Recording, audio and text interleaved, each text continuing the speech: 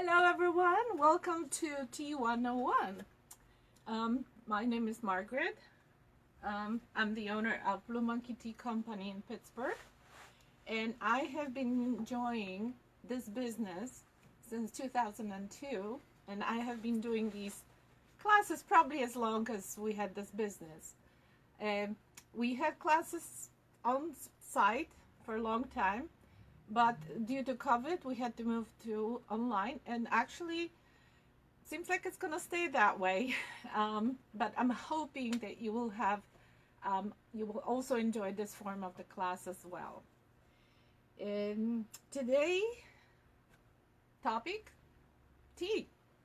And I know that many of you already drank tea, or you have maybe a desire to start drinking tea, and would be really good to start it the right way. Oops. I'm sorry. Trying to get me. How do I look? Hi everyone. Hi Melissa. Can you see me well? I just want to test and make sure that we are on and the light is good, the sound is good. Hopefully.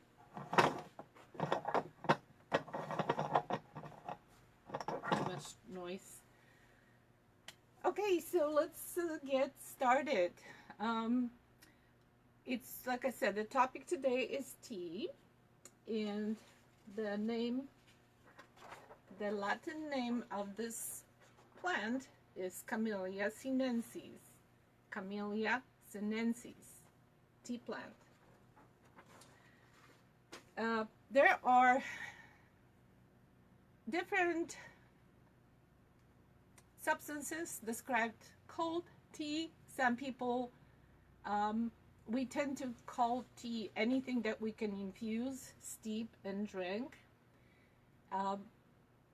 but not necessarily they are actually tea. So true tea comes from this plant, Camellia sinensis, and it can be made through special processing of the leaves into white, green, oolong, or black. These are like two major groups of tea, and of course a lot of the names a lot of this has to do with the color of the leaves after processing, but they always come from the same plant, believe it or not, the same species. Tea goes back as far as almost 5,000 years ago, when approximately in 2700 BC, Chinese Emperor Shennong was resting in his garden, and then suddenly a leaf from a nearby tree fell into the cup of hot water near him.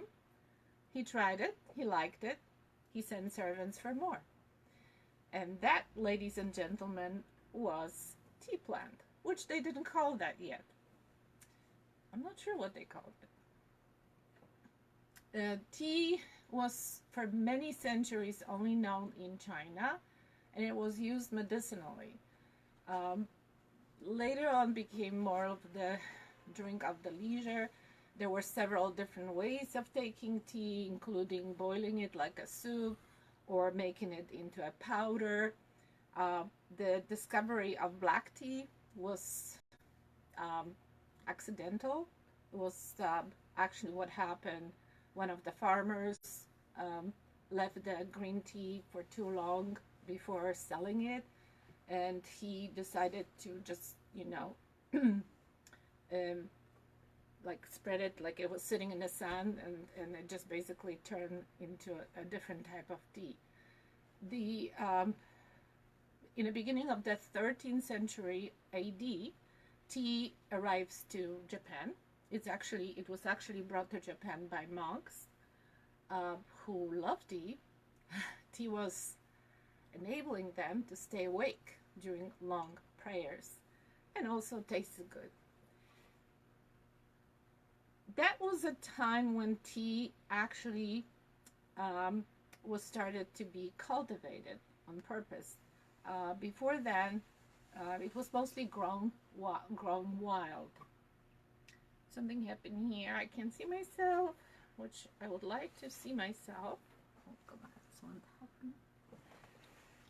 Eventually, tea arrives to Europe, and that was like in about mid 16th century. It was brought to Europe by Portuguese. Portuguese were the only nation at that time that had trading rights with China through port of Macau.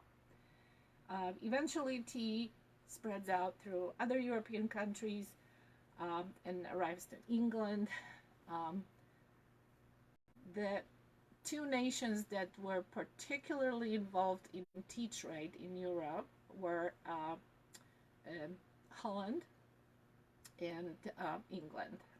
And they were, like I said, as you know, most people know that England was heavily involved in trade, but tea trade, but probably not too many of you knew that Dutch were also big tea traders as well. There's so many stories that come to my mind, but I don't want to stall too much and just want to keep moving on with the topic. There were three ladies in England that contributed greatly to tea drinking. One of them was Queen Anne, who switched from beer to tea for breakfast. One of them was Catarina de Braganza, Portuguese princess who married Charles II, and she brought a tea chest with her and made tea popular in royal court. And Duchess of Bedford, Anna Russell, who invented afternoon tea, a nice custom of having tea and little food sandwich, like petite sandwiches and cakes around 4 o'clock in the afternoon. So all this, and also it's just to spread out. As we know, tea is like one of the basic food groups in England, as we know.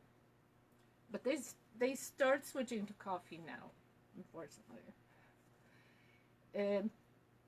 American tea history, Boston Tea Party, December 16, 1773. About 40 chests of tea are dumped into a Boston harbor from British ships as an opposition to taxation on tea and other products arriving to states. Taxation was very heavy. In fact, from that moment, Boston Tea Party, tea became unpopular in the United States. Coffee took over. That was sort of like it was actually a political statement. And that's probably why here in this country, tea is not yet so popular as it is in other countries all over the world. In fact, tea is the second most common beverage in the world after water. Tea. First water, then tea. I think I'm going to move on to, some of you have purchased these tea tasting sets, so it's a good time to open them. Hopefully you already have them opened and you have some mugs ready to brew tea. Just quickly to go over this, there's 6 different types of tea that I will be steeping today and talking about. We have white tea called Pai Mutan. We have green tea called Lucky Dragon High Sun. I have oolong called milk oolong, Guangzhou milk oolong. I have black tea. There's black tea called Pittsburgh Breakfast. It's our own blend. Very good. And there is rooibos, caramel rooibos, and Last Mango in Paris. Only 4 of these teas are actual tea from Camellia sinensis. The other 2 are just examples of other plants or herbs and fruits that are used in place of tea, but we also call them tea. It's more like a nickname. And in these sets, you also have a pack of tea filters to brew your tea and instructions.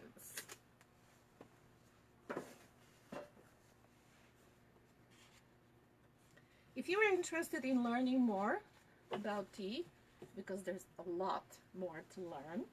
I recommend that you check my other videos either on Facebook or Instagram, and also on YouTube channel, Blue Monkey Tea YouTube channel. And there's also class, advanced tea class, for people who want to dig in deeper into tea knowledge. But it's mostly about tasting, proper taste, learning how to taste tea and discovering all various notes in teas. It's sort of like a wine class, but it's with tea. And today I want to discuss, like I said, I already did history of tea. I want to tell you more about tea plant. So Camellia sinensis likes to grow in subtropical climate, and so it grows in countries like Japan, China. Most tea actually comes from either China or India. The tea also is farmed, cultivated in Japan, in Vietnam. Some tea is grown in Korea, and a few other eastern countries. Big tea manufacturers also Sri Lanka, which used to be called Ceylon, and actually we still call these teas Ceylon teas. It's sort of like their trademark. Tea is also grown in Africa, in countries like Kenya, Malawi, Zimbabwe, and in a few other parts of the world.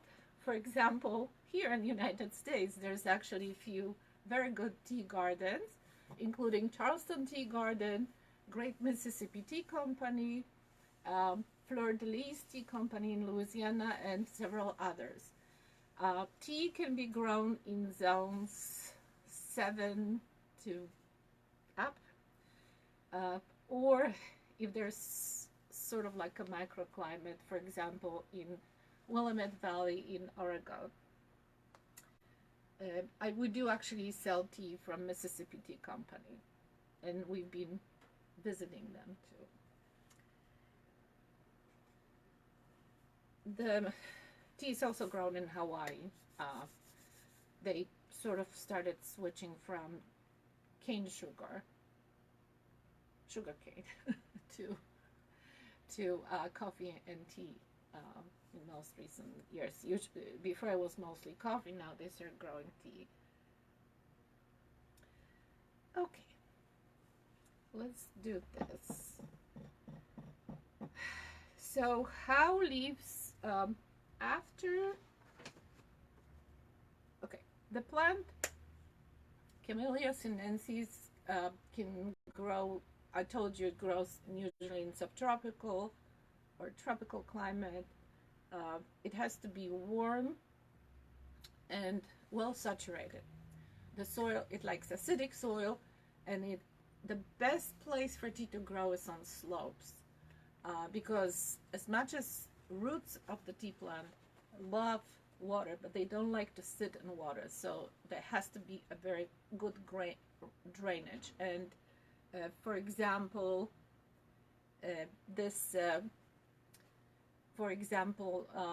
some in Darjeeling, which is northern part of India.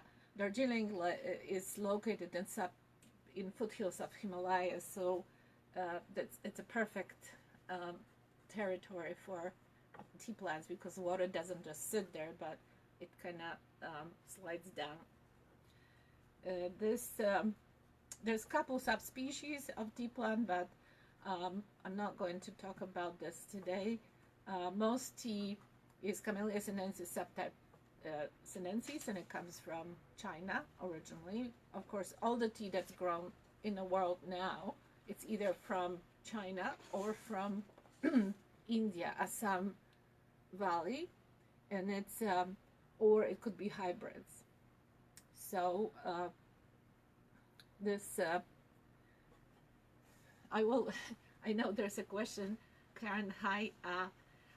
We have a store here We have over 350 loose leaf teas, and we have a lot of teas in tea bags.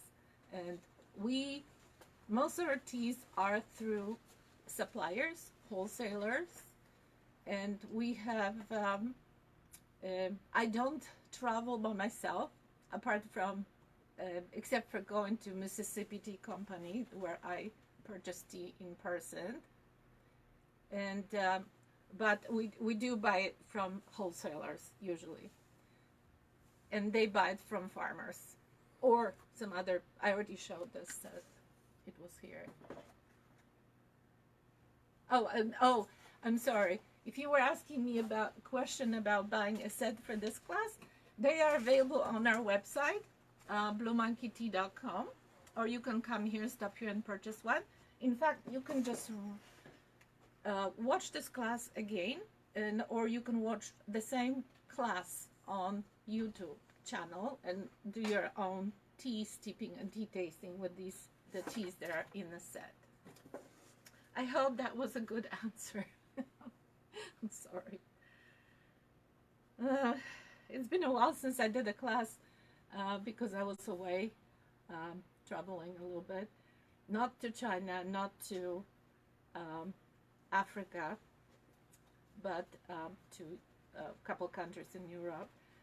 And I'm learning Chinese though, so that's a good sign. That means maybe one day I can go there and actually communicate. Also, when I do have supplier in India, but they speak English, so that's good.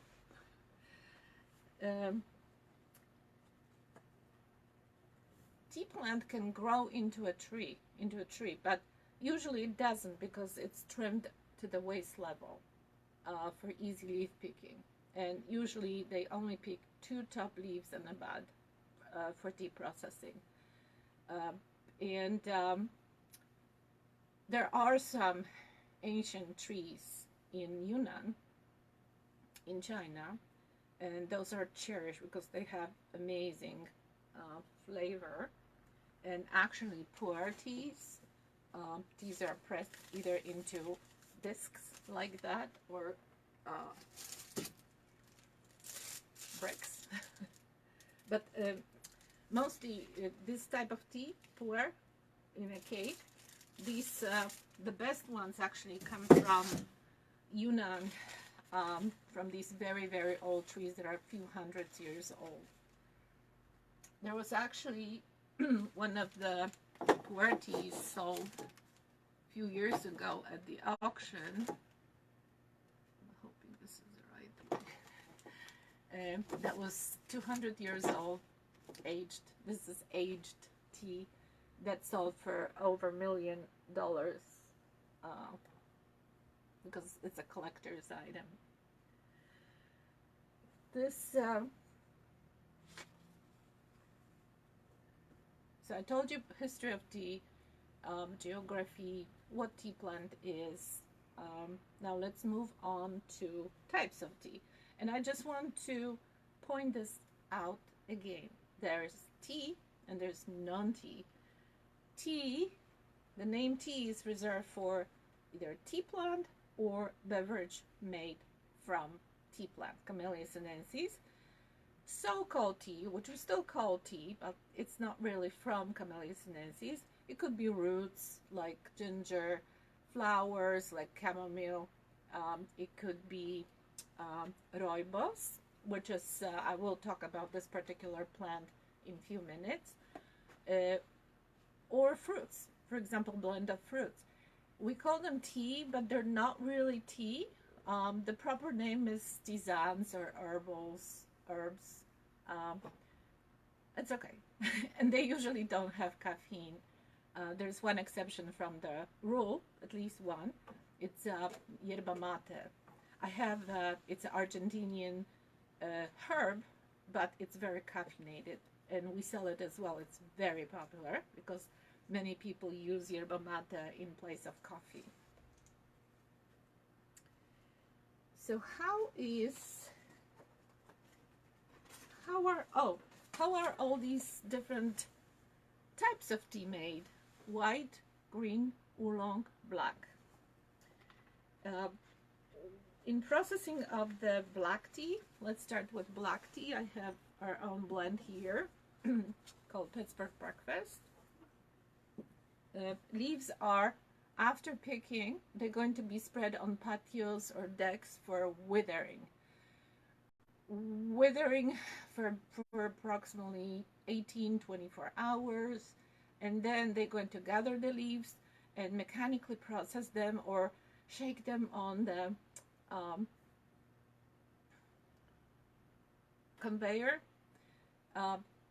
to bruise, to damage them. That damaging will cause leaves to oxidize, and that's what makes them dark. It's similar to what happens to leaves in fall when they fall off the trees and eventually change the colors and become dark brown and shrivel and dry up. But it's accelerated because if it wasn't, leaves would get moldy. In the final stage, leaves are going to be dried up really well in dryers that almost look like clothes dryers. So black tea, first stage, after plucking, withering, then mechanical processing, bruising, breaking, then that will cause them to oxidize. So black tea in end is fully oxidized. It's 100% oxidized tea. Now green tea, what I have here is Lucky Dragon High Sun, very nice mellow green tea from China. For example, green tea after plucking, immediately, as soon as possible, is brought in and subjected to heat. Heat will stop enzymatic changes, which would lead to oxidation. So green tea is totally opposite to black tea. They're trying to hold the oxidation process by applying heat, either in the form of steaming or pan firing. And green tea also has to be dried up in the end, but in a cooler temperature because it could be higher temperature, but they very quickly has to be dried up in order to prevent molding. And so green tea is almost 100% unoxidized, which I said almost because there's always probably a little bit of oxidation going on there. Speaking of oxidation, let's move on to white tea. And the white tea I have here is called Pai Mutan, aka white peony, one of the most popular white teas. First of all, white tea is made mostly with buds and maybe one small, not even fully developed leaf. So the most tender parts of the tea plant. And white tea is just, after picking, it will be just gently withered and dried naturally without much touching, because they're trying to preserve that tea in the most natural form. So there'll be a tiny little bit of oxidation, a little more than in green tea, but other than that, there'll be no heating, no steaming, no pan firing, and no mechanical processing. That's why this tea is so superb. It is very light. I will talk about this later, but if you have, if you can train your taste bud, or if you already have super good taste bud, you can taste a lot of nice floral notes in white tea. And let's not forget about one of my favorites, the oolong tea. Oolong tea, I have here Kwanja milk oolong. It's usually very nicely rolled. Oops, let's not lose my sheets here. It is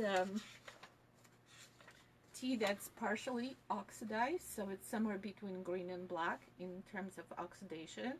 It's never 100% oxidized or unoxidized. There's always some degree of oxidation.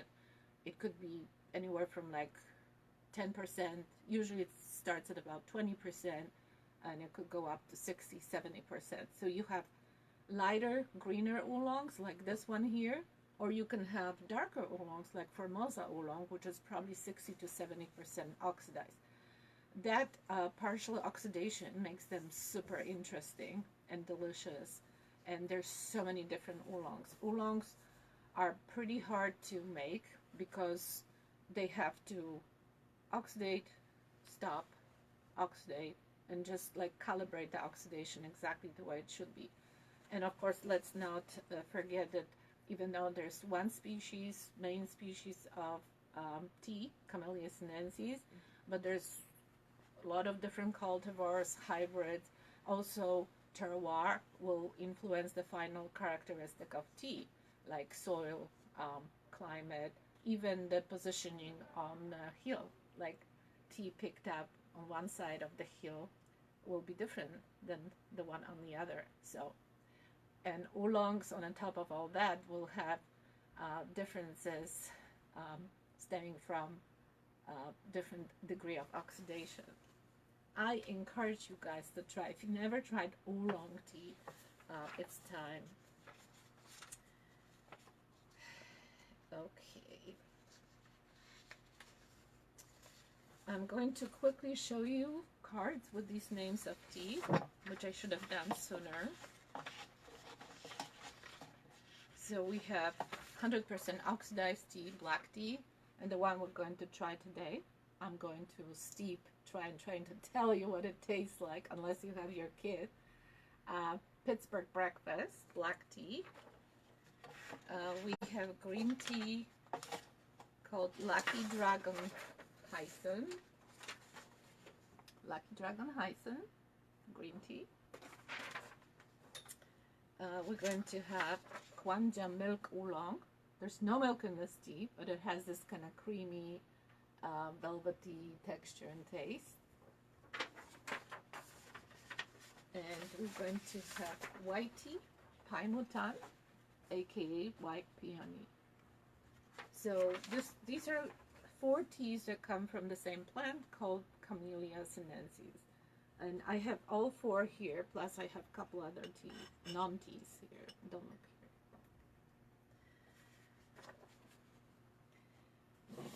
here. And how I'm going to start steeping teas. Maybe before I go, I just want to, Melissa, thank you. She told me to show you our new arrivals. We have tea called Lullaby, herbal tea blend. We have Wellness Energy. These are herbs. These are tisanes. So I shouldn't say tea, but blends. Okay. We have Watermelon Cooler Fruit Tisane. That's mostly fruits, and it, as the name indicates, it's mostly watermelon taste. And we have Breathe Deep. I don't have to explain what this herbal blend is for. So these are new arrivals. Are they on the website yet? No. Okay. Hopefully one day. Yeah, just want to mention for everyone who is watching me first time that we have pretty good website, shop online, www.bluemonkeytea.com, where you can purchase our teas and accessories and watch some classes as well. Couple other new things. We have organic citrus matcha, and we have organic sweet matcha, which is just plain matcha with added sweetness from, I believe, Organic Sugar. And one, if I can find it, I'll show you. It's like the coolest. This is blue matcha with butter. It is actually no tea. It's blue pea flower, which most of you already know what it is. And it's very cool. It also is very powerful, has a lot of antioxidants. This will be good tea for coloring your Easter eggs.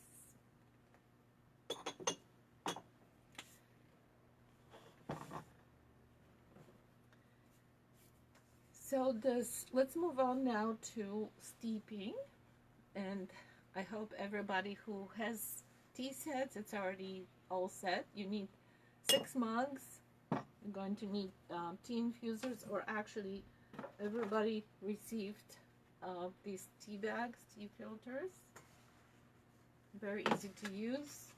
You just fill them up with tea and place them in a cup.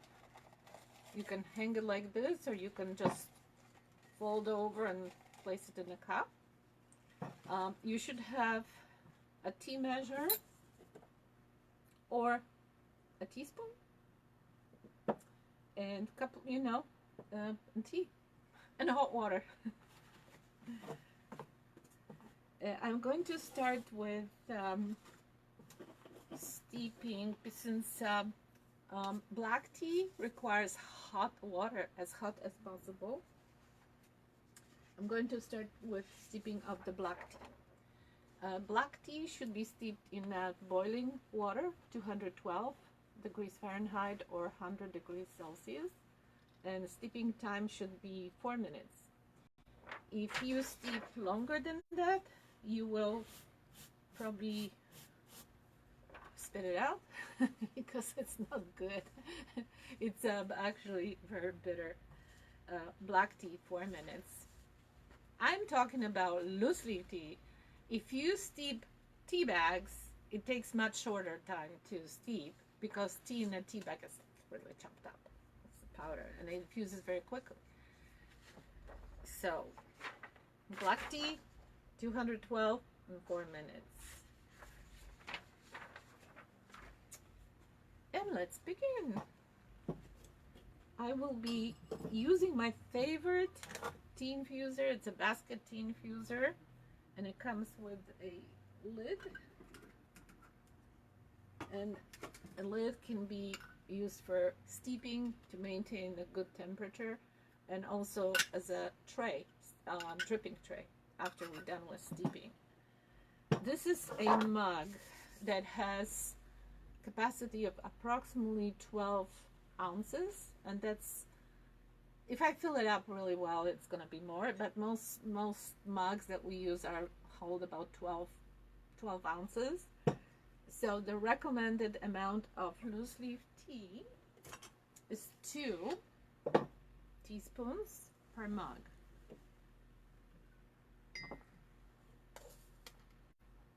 One,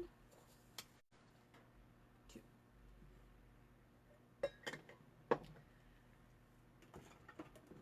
And we use hot water. I'm gonna use this.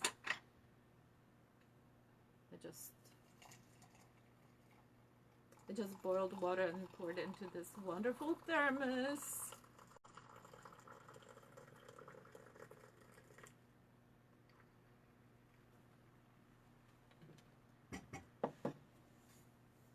And we're going to set up timer for 4 minutes. There we go.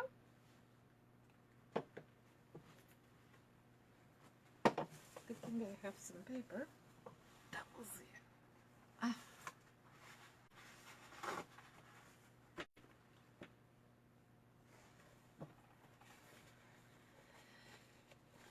I say 2 teaspoons, referring to most of the black and green teas. When we are dealing with, and oolongs. Now, when we're dealing with white tea is very fluffy, so in order to get good cup of tea, we need to increase the volume. So I would recommend about 4 of these to make a mug of white tea. White tea is very light in taste. I'll talk about this in a couple minutes when I get to white tea. Let's talk about other factors that will help you. If you follow some guidelines, it will help you to make the best cup of tea. The recommended water, it could be filtered or spring water. I like the spring water the most. Tap water is okay as long as it's safe and of good quality. The distilled water is not recommended because it doesn't have any minerals. So distilled water is actually going to make kind of bland cup of tea. Also, when you boil water for tea, don't let it boil for too long. because overboiling will cause oxygen to escape from water, and you're also going to end up having a flat cup of tea. So it's always best to use smaller amounts of water and boil water right before making tea. Also, never ever please use microwave to boil water, because the boiling process is like in the form of little pockets in the cup, so you don't have a uniform temperature in your mug or whatever you're using to heat up that water.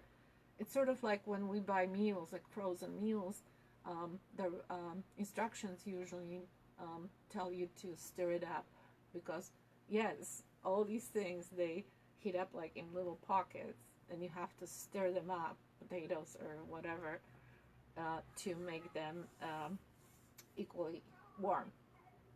And also, do not use hot water from your faucet, because that water was sitting in your water tank, and who knows, what kind of residue is in it. Cold water, either tap water, spring water, or filtered water, but filtered water, if it's filtered too much, it also can make tea taste flat. There's also different waters in different regions. For example, in Scotland, water is really hard, and they actually developed special blends of tea to make them taste stronger. Similarly, in Ireland, I'm not 100% sure what kind of water. There's probably different waters in different districts, but that's why Irish teas, Scottish teas are pretty strong, because they have to withstand that hard water, which is not very suitable for tea. Okay, time is almost up. We have a nice cup of black tea. I grew up in Poland, so we had tea with every meal, and it was black tea with sugar and lemon. Lemon is great for tea because it actually increases absorption of antioxidants. Milk is opposite, but a little bit of milk is not going to hurt anyone. If you're going to drink more tea because you like tea with milk, go for it. Just keep adding that milk or cream. In England, that mostly comes with milk. So I have black tea. I'm not going to drink this yet, because I like to taste my teas when they're not super hot. So we'll just leave it here for time being. And let's move on to oolong. Oolong, remember, it's partially oxidized. This particular oolong, Guangzhou milk oolong, it will require steeping temperature 190 degrees or 90 Celsius and about 3 minutes. There are some variations, but if you steep your oolongs for 3 minutes, it should be okay.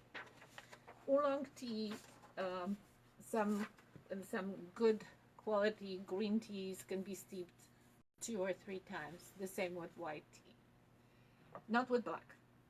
I have my oolong here and a cup.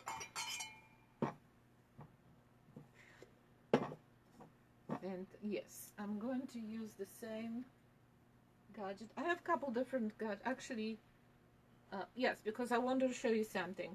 Oolong tea is usually rolled. It has like little pellets. And once it steeps, those pellets unfurl and they become quite big. So it's really good to have a nice large infuser. This is why I always recommend basket infuser. This is the one I'm using for most teas today. It's called Brewing Mug tea infuser.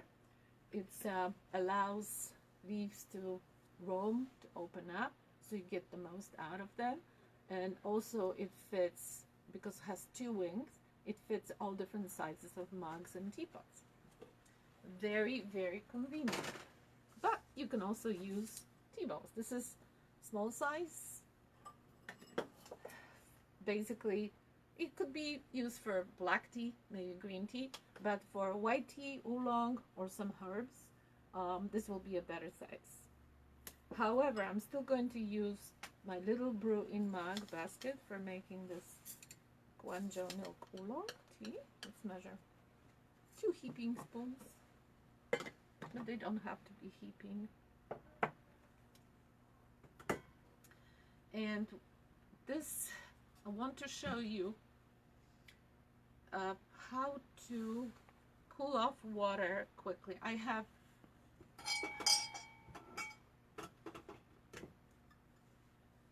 in fact, I'll do it in a bit. Talking about green tea, I have a water here that's been boiled a while ago, and it has the temperature of approximately 190 degrees. However, if you really want to have a good tea, you might want to use a thermometer to check the water temperature before brewing tea. This is a beverage thermometer, but you can also use any kitchen thermometer for that. And I will actually measure the temperature here and see what we get.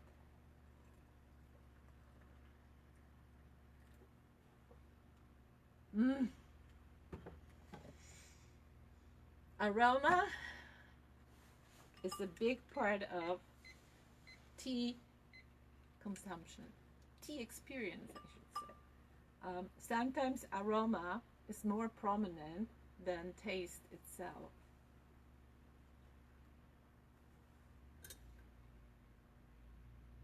Yeah, this it seems like it's only about 160, but let's just assume it is 190 approximately.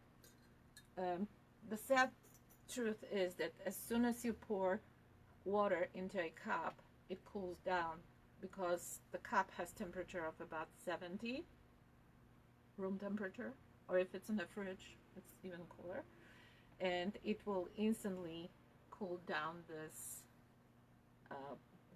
water. 3 minutes. Time is running. Maybe meanwhile, I will tell you a little bit about storing tea and amounts of tea to buy, because people are very unsure about this. So if you just want to try tea, it's a good idea to buy just 2 ounces of tea. It fits in a container like this, and 2 ounces of loose leaf tea should make about 10-12 mugs like this. But keep in mind, if you have oolong, like milk oolong, you can steep twice or sometimes 3 times, so you actually end up having 24 or even 30 mugs of tea. I want to show you. No, let's talk about story. Blood. This tin holds about 2 ounces of tea on average tea, and this will hold 4 ounces, and 4 ounces of tea will make you double, so about 20-25 mugs of tea. Try to store tea in a container that corresponds to the amount of tea. So let's say if you buy 2 ounces, keep them in a container like this. Don't keep them in a container like this, because there's a lot of air, and air will actually oxidize tea. So you try to match the amount of tea with the size of the container and not end up with too much air inside. Store tea in a dark, cool, but room temperature is fine too, spot, and away from moisture and odors. Do not store your tea in a refrigerator. It is not recommended because of the moisture in the fridge and the fact that every time you place the tea inside the fridge and then take it out, there is a condensation created. So no fridge, cupboard, or on the top of the counter, as long as you have opaque container.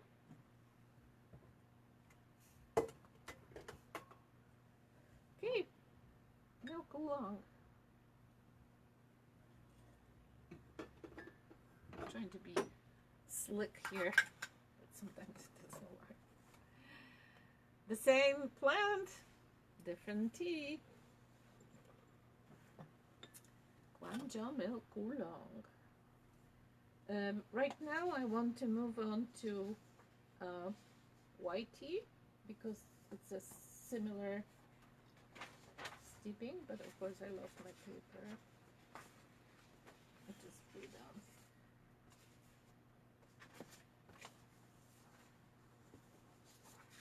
Okay, I'm going to just talk about this. So white tea has very similar steeping instructions as oolong.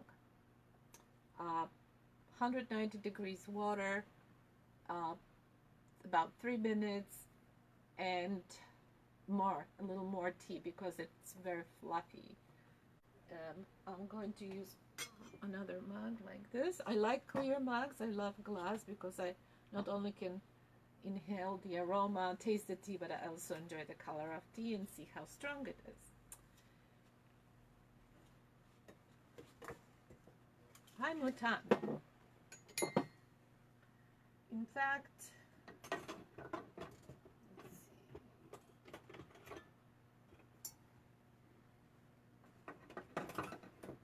I want to show you.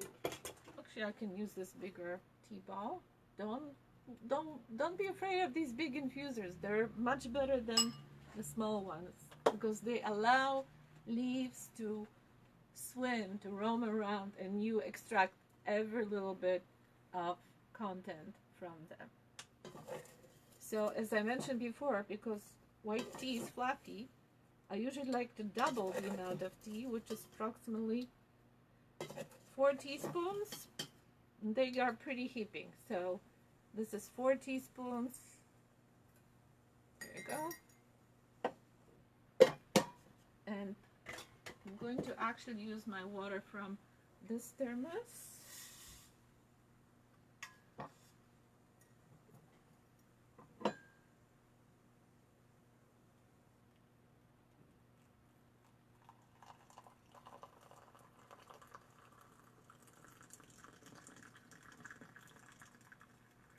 Go. The white tea, Hai Mutan, aka white peony. Laura, hi. Hi. You heard the sound of Sam Patty's black tea. Sounded yummy. Laura got the very fancy tea maker. It's a kettle and steeper at the same time. I appreciate, just don't forget about decalcifying it. We sell those kits here too.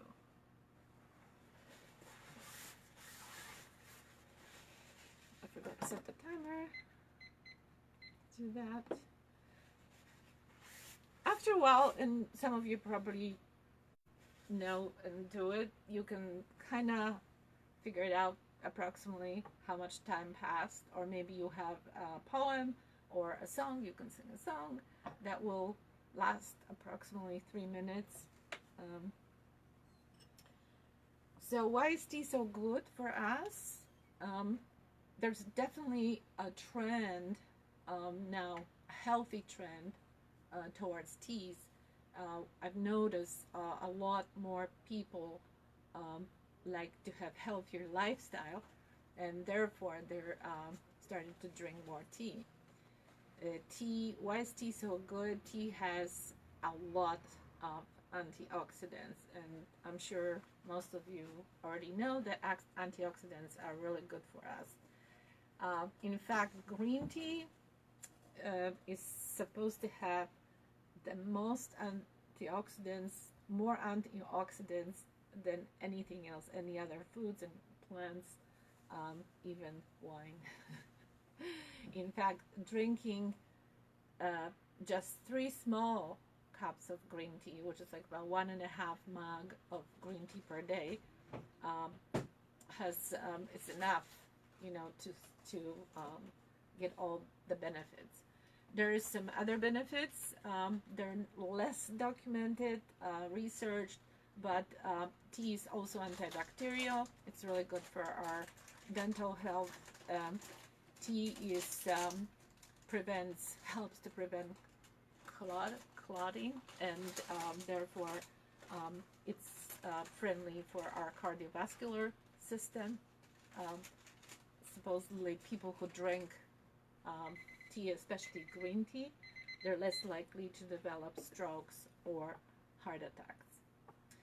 Tea also boosts immune system. And I know for sure on my own example that green tea and pu'er, they help to lose weight. But that's me, and there's some studies done on that. Woohoo! Better don't oversteep. I forgot a bowl.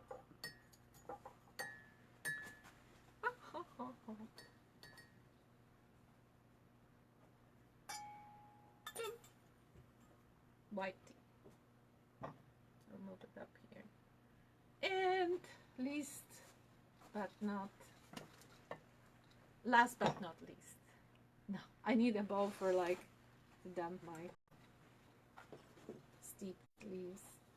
Okay, green tea. Green tea, a miracle. Green tea is the best. White tea has a little more of goodies than green tea, but it's more expensive, and people usually don't use enough because of that fluffiness. And green tea is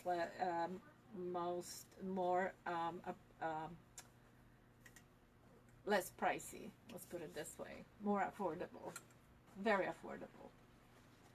And I switched. I used to drink coffee in the morning, and guess what?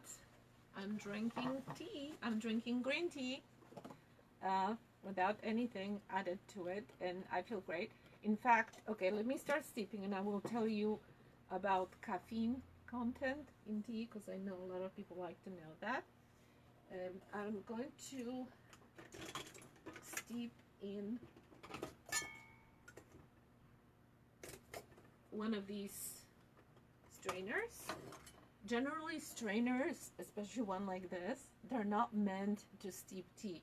These are only used when you steep leaves together with water, and then you strain through the strainer. It's actually called English strainer, this type, and to catch the leaves. So this is too shallow to make a good brew. You cannot steep tea because this is too shallow. You have to have leaves submerged, fully submerged in water for prescribed time. However, this is not only a strainer, but it's also deep enough that will allow me to steep tea. And I will use it to steep my green tea. Lucky Dragon Hyson.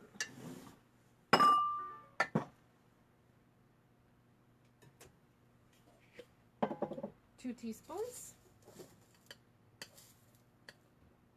1, 2. I have a favor to ask. If you guys are watching, and I know many people are watching, but they just don't like to make comments, if you could hit that button at the bottom, share, that would help me a lot. That would help a lot to promote the class and business.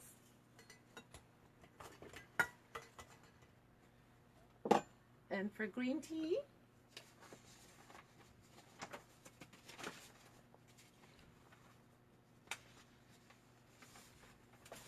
the temperature of the water should be only about 180 degrees, which is 80 degrees Celsius, and the steeping time 2 minutes. 2 minutes, no more, because if you steep green tea longer than 2 minutes, it's gonna turn bitter.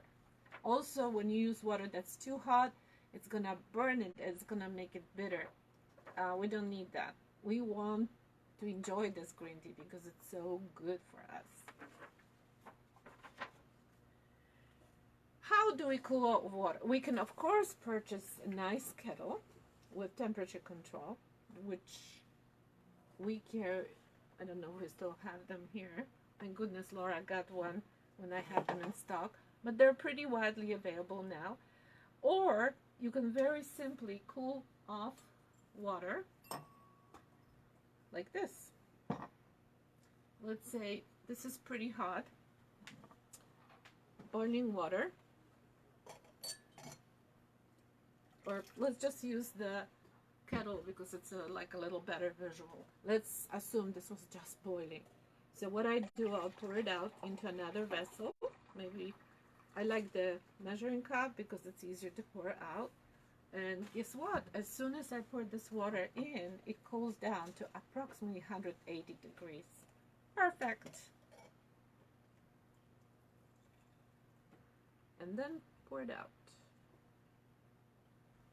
Oops, still have to add a little more because the water is not reaching all the leaves.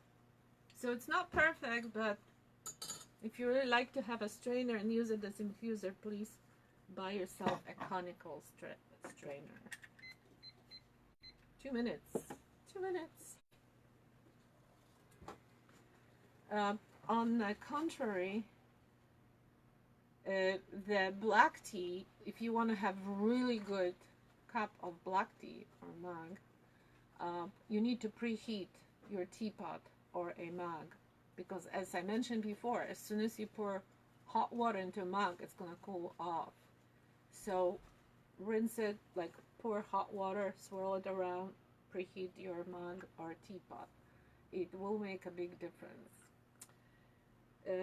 Health benefits, like I mentioned earlier, tea helps to boost. It has ingredients that promote immune boost, and green tea might not be recommended for people who have their immune system in overdrive, people who have immunological disorders, and to the point where they produce too much immune globulin. So for majority of population, green tea is great, but it might not be recommended, or you should use moderation when you have immunological disorder. The same thing with ragweed. Like if you have ragweed allergy, you might, not the same, but similar. If you have ragweed allergy, you might stay away from chamomile and maybe a couple other flowers and herbs that might stimulate your ragweed allergy. Hi Jessica. Black tea she likes, and green tea with red fruit. Red fruit, maybe raspberry or strawberry. Oh, and we have really good green tea called Sencha Kyoto Cherry Rose, which has cherry and also rose. Cherry and rose. Very classic Japanese green tea. Okay, it's enough here. I love and I recommend to every one of you to smell the leaves after steeping. It's fantastic. And as I mentioned before, many teas like this milk oolong or green tea, white, you can re-steep them. Don't throw them out. If you want to do it right away, or let's say within 2 hours, they can sit in room temperature and you just steep them again. If you want to do it later or next day or something, keep them in the fridge. But at that point, you might want to put them like in a little Ziploc bag. It's kind of a good thing to do with these expensive, I don't like to use that word, but you know, those unique teas that you don't buy a whole lot of them, but you want to get most out of them. That re-steeping is a good thing. Let's see. It's time for maybe trying them out. And I am sure most of you know what black tea tastes like, but I like to point out a few notes to you. In fact, there's so many different teas out, just black teas as well. I'm just trying to be a little more descriptive. If you were here and you were drinking it here, it would be so much better. hopefully one day we'll go back to these in-store classes. So this is Pittsburgh breakfast. Is a blend of 6 different teas. And my teas here reached my perfect desired temperature, maybe except for the last one, which is about 140 degrees. It has a little bit of bite, but generally it's really smooth. It's a good, full, like, good mouthfeel. It's black tea, of course, is preferred tea for coffee drinkers as well. It has a little toastiness. When I say bite, it's more like, almost like a little spicy.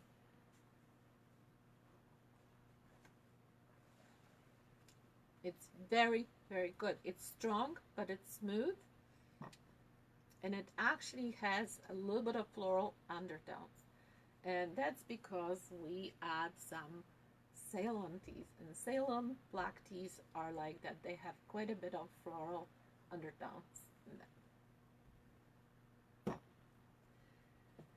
Okay, in between, what's my cup? It's really good to drink some water to clean your palate.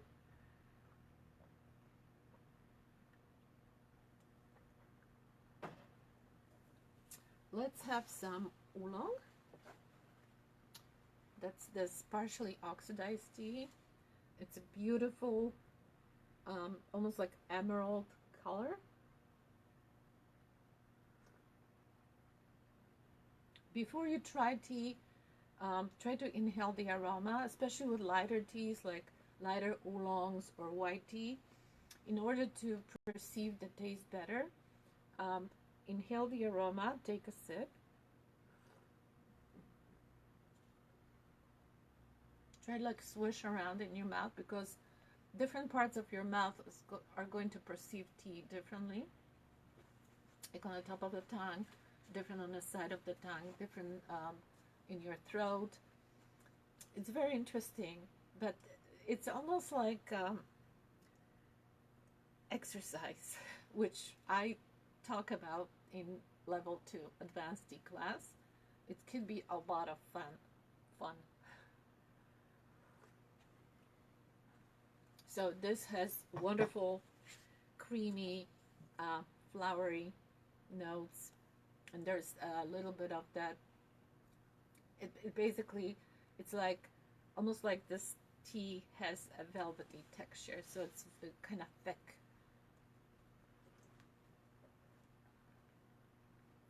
Orchid, a little bit of orchid, a little bit of melon. If you happen to have time to watch more videos about tea, you need to check out the channel called Mayleaf, M-E-I, Leaf, Mayleaf.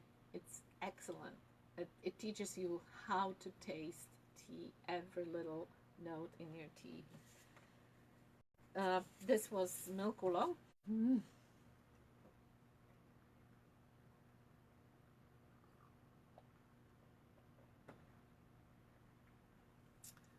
Let's try white tea, which, even though it's a lighter tea, supposedly called white, but look, the color is actually darker than oolong.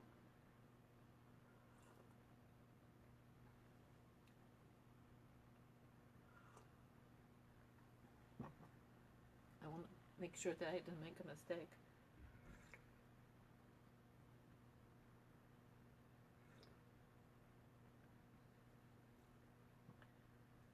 No, I think I did.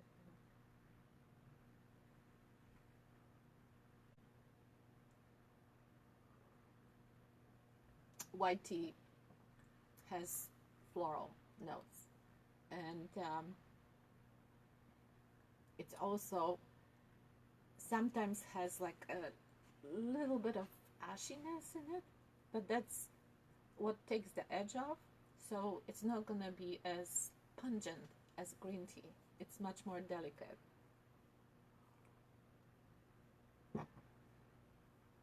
And a green tea. I envy people who have better taste buds. There's 25% of the population are super tasters. So those folks, I'm sure some of you who are watching have much more developed taste buds and more of them. And those people can taste things, taste notes that I can, or other people who don't have those super duper taste buds taste. But if you can train your taste buds, and if you do your tasting in a particular way, you will receive more notes. Sensory. How do you say it? You know what I mean. It will. You will discover a lot more tastes in your tea and aromas. Slurping is good for tasting because it sprays the particles of tea, including the aromatics, into your back of your mouth with the more force. So slurping is okay as long as you don't have tea. I used to say with Queen of England. Right now I'm just gonna say with King of England.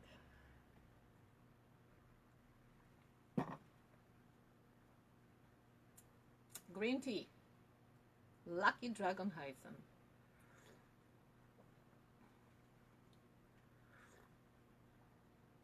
Generally, green tea will have a little bit of grassiness. It depends though also on the method.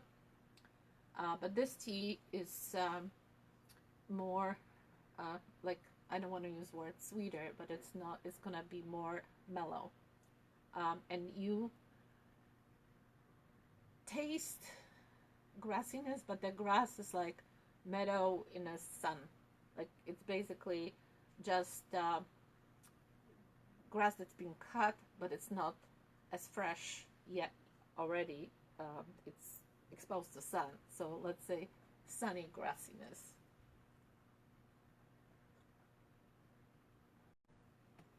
And it has a little bit of fruitiness. It can taste like a stone fruit in it, which is a little bit sort of like peach. And I also taste a little bit of, it's a little bit of citrusy, but that's me.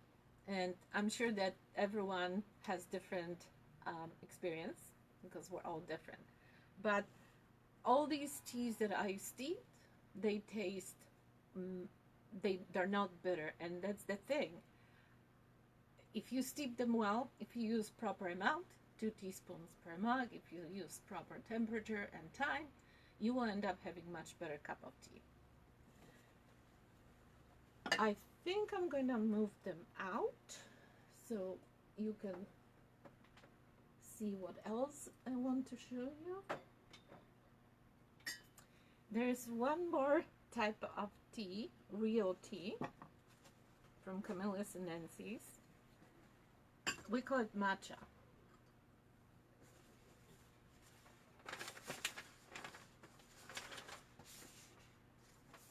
Matcha. So disorganized today, no excuse. And what is matcha? Matcha is a powdered tea, usually green tea. Matcha in Japanese means ground powder tea. And I'm going to show you today how to prepare matcha. Matcha is super concentrated tea because it's made, you don't have like these leaves or parts of the leaf. They remove the veins from leaves and they ground it into powder. So it's approximately 4 times as concentrated as loose leaf tea. And the classic way to make matcha is in a bowl like this with a whisk. This is a bamboo whisk. I also have a matcha scoop, or we can use a special smaller metal scoop for matcha, which is equivalent of about 1/4 of the teaspoon. So average amount, which is equivalent of about 2 teaspoons of loose leaf tea, will be a quarter teaspoon. I'm sorry, 2/4 teaspoons, which is half a teaspoon. You can make less or more. And just don't forget about caffeine. And I hope I'm not going to forget. In fact, I'm going to tell you about caffeine right now. So, on average, tea has approximately 1/3 of caffeine of coffee. Don't forget that. Because if you drink larger quantities of tea or you make your tea stronger, you actually ingest more caffeine. And some people think, most people, that green tea, white tea, because they're lighter in color, they have less caffeine. That's not true. There's a little bit of difference. It's mostly because of the amount, like a volume amount of tea that we use, as black tea is more shriveled. So when you take 2 teaspoons of black tea, it weighs a little more than 2 teaspoons of green tea. And of course, more than 2 teaspoons of white tea. But believe it or not, the white tea actually has the most caffeine because these young buds, they have more of everything as they're new shoots, and then so everything in them is more concentrated, including caffeine. And one of the reasons for that is that caffeine prevents them from being bitten by insects. Insects don't like caffeine. So it's like a natural defense.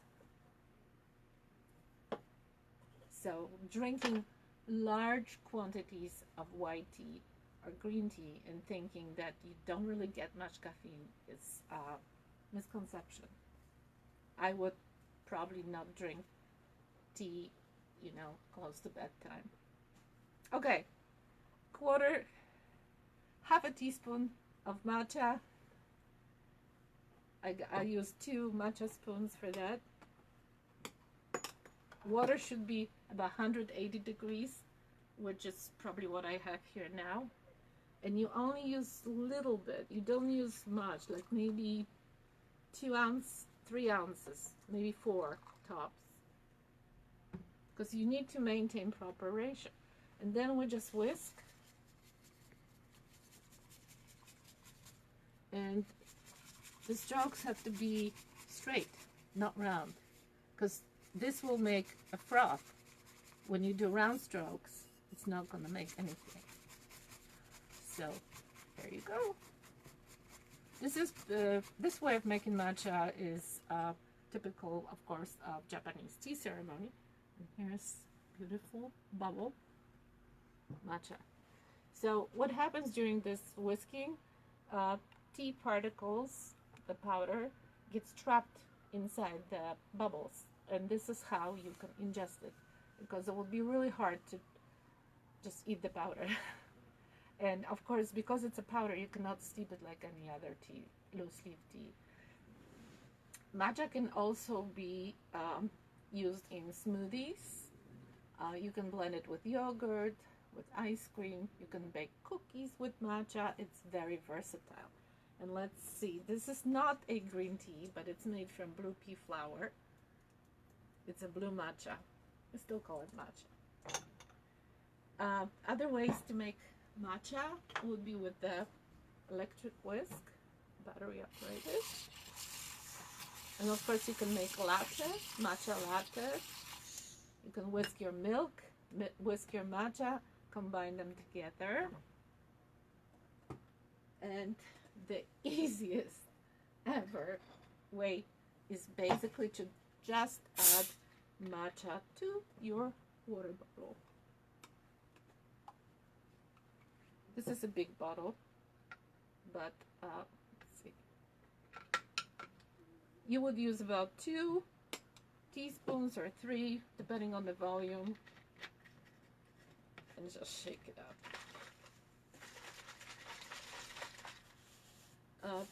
And go. In fact, this is delicious. And also, you can add sweetener to it, or maybe some honey. Just don't add sweetener or honey before you whisk, because the whisking is not gonna work. So this is the easiest way to make healthy matcha drink, like this. And this is actually sparkling water because I like sparkling water better. I don't want to drink much now because it's late.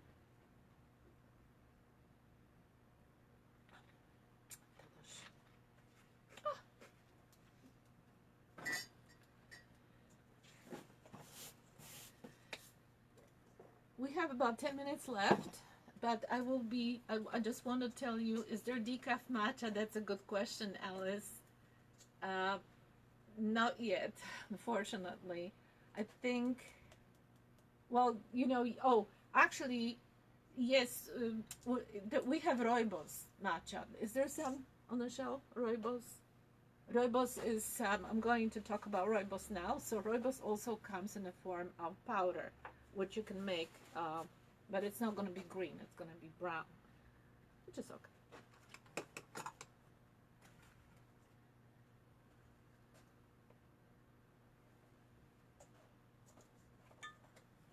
Let's talk about my other tisanes, infusions. One of them is Rooibos.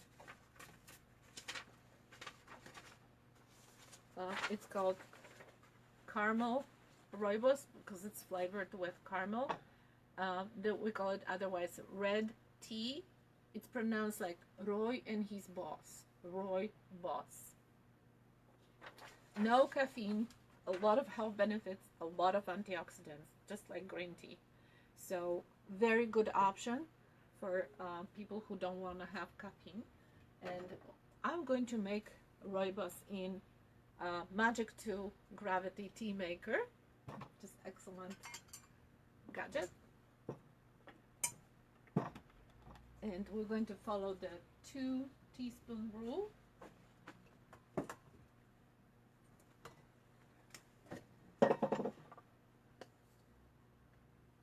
One, two.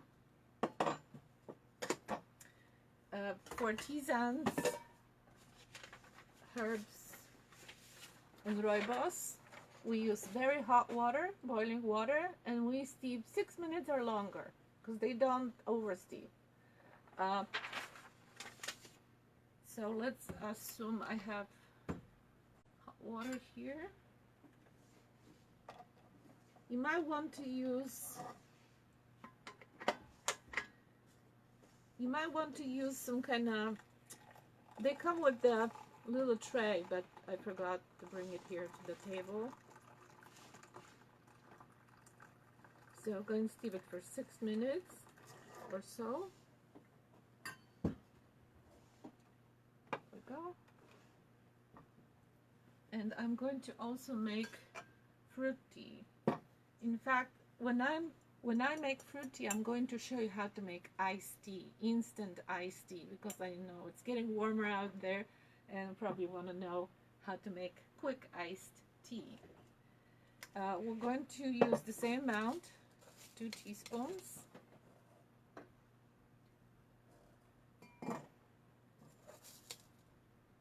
One, two.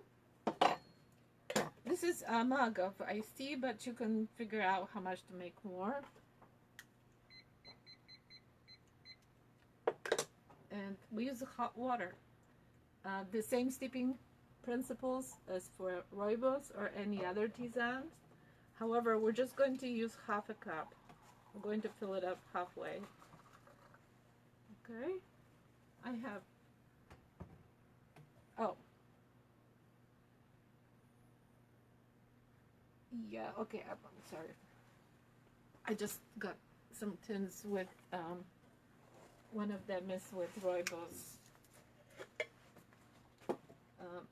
It's basically, it's really hard to show without any, oh, I have a little, it's okay.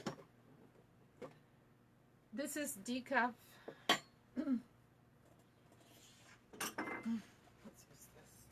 I think we might be out of, are we out of it right now? Why there's nothing? Can you show up close and personal? This is what Rooibos matcha looks like. So it's not a actual tea, it's that herb called Rooibos. but that would be a substitute for green tea matcha with no caffeine.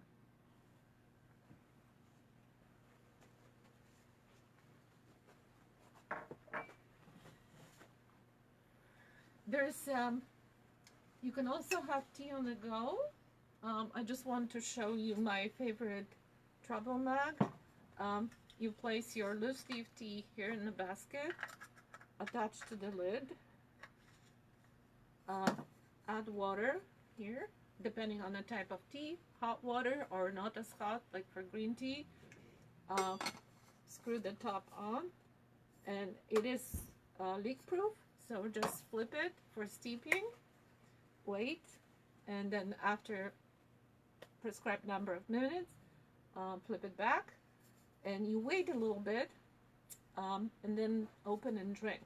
Why I say wait a little bit? Because due to this shaking, there might be steam coming up, and it might like mostly scare you, not so much burn you, scare you. You can drink actually without removing the basket, because the way it's designed is that, first of all, the liquid level will quickly drop below the basket, so there won't be any over steeping, and also liquid comes besides the basket to your mouth.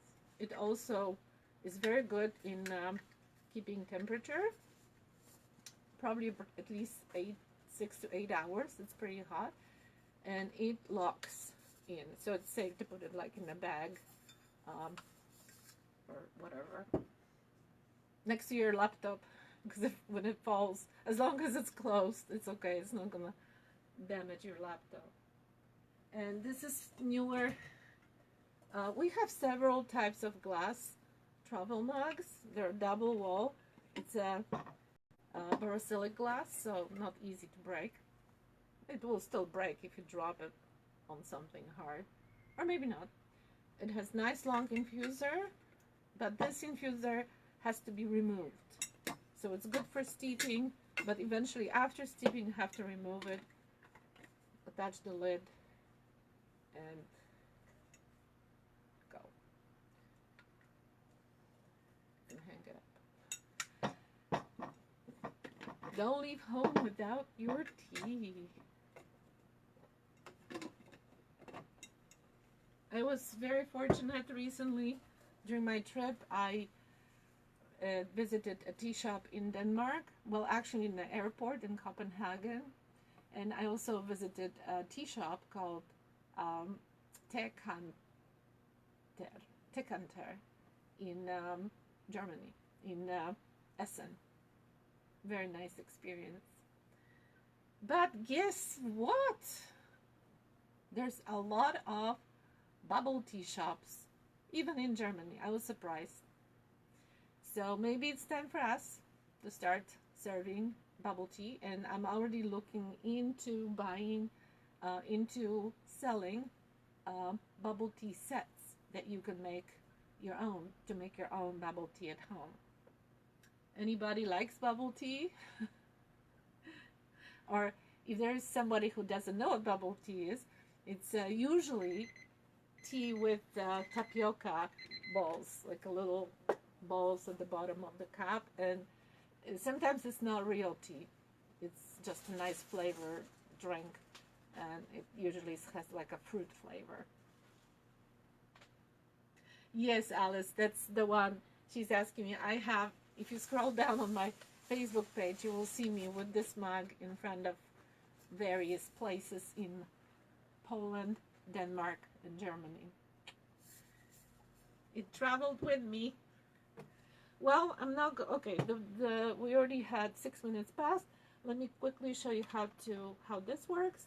So you just set it up on the top of the mug, and it strains. And this particular gadget, which the model that we sell is called Magic 2, is really good to steep fine particle tea like rooibos, because rooibos, the leaves look more like needles. So when you have rooibos, when you buy rooibos, it's very fine. And a lot of people don't like to get any tea in their cup. Therefore, this is a very good gadget because it will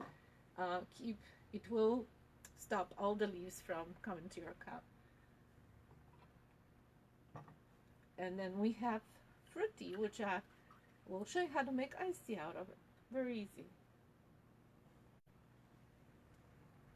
Very easy. All you have to do is get another cup or tumbler, whatever, filled with ice, and pour this over. Instant iced tea. Of course, you can make larger quantities, and we sell product called Takeya, which is, may I see it please? Takeya iced tea maker. I only have one left because I wasn't ordering them in winter, but I'm getting ready to order them again. And this is a wonderful gadget. It fits very well in your fridge in the door because it's narrow. It has nice long infuser. The principle is the same. You can make half filled. You brew hot tea halfway and remove the infuser basket and just fill it up with ice, and then you do and then you have a nice 2 quarts of, or otherwise half a gallon of iced tea. You can also steep tea in a cold brew method. So basically you just put enough tea, like if you were making hot tea, and then but use cold water and keep it in the fridge. It's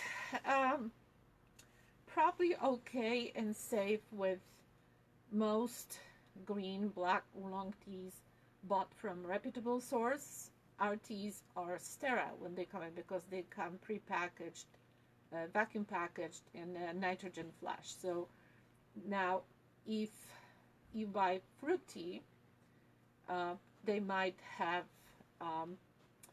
they're not pure, they're not sterile. So usually it's fine to make a cold brew, but I would rather recommend making iced tea in a way like I showed you here, which is making double strength hot tea or tisane, and then just pour over a mug filled with ice, or you can make a pitcher of hot tea and then pour over another pitcher with ice. Just make sure when you use a glass pitcher, for example, make sure it's a heat proof.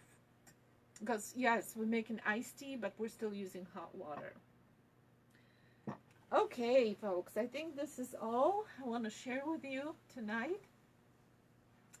My name is Margaret from Blue Monkey Tea Company, and I am hoping that this class will open a world of tea to you, and you will start appreciating tea more. But I shouldn't say that because many of you already do. I hope it will help you learn, that it helped you to learn more about tea in general. And like I said, I have a lot of classes on various different tea topics, and they have been recorded, available on our Facebook page and on Instagram, and there's several classes available online. Check my very short presentation about how to make mojito, tea mojito. And if there is any question, hi Rodney, thank you.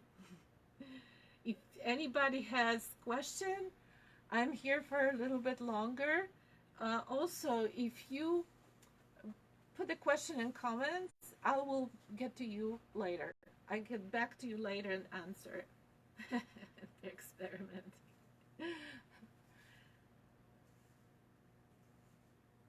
And there's a lot more I could tell you today. I'm going to actually drink my caffeine-free tea, rooibos, caramel rooibos, which looks and has a mouthfeel almost like a black tea, which is a great substitute for people who like that heavier tasting tea.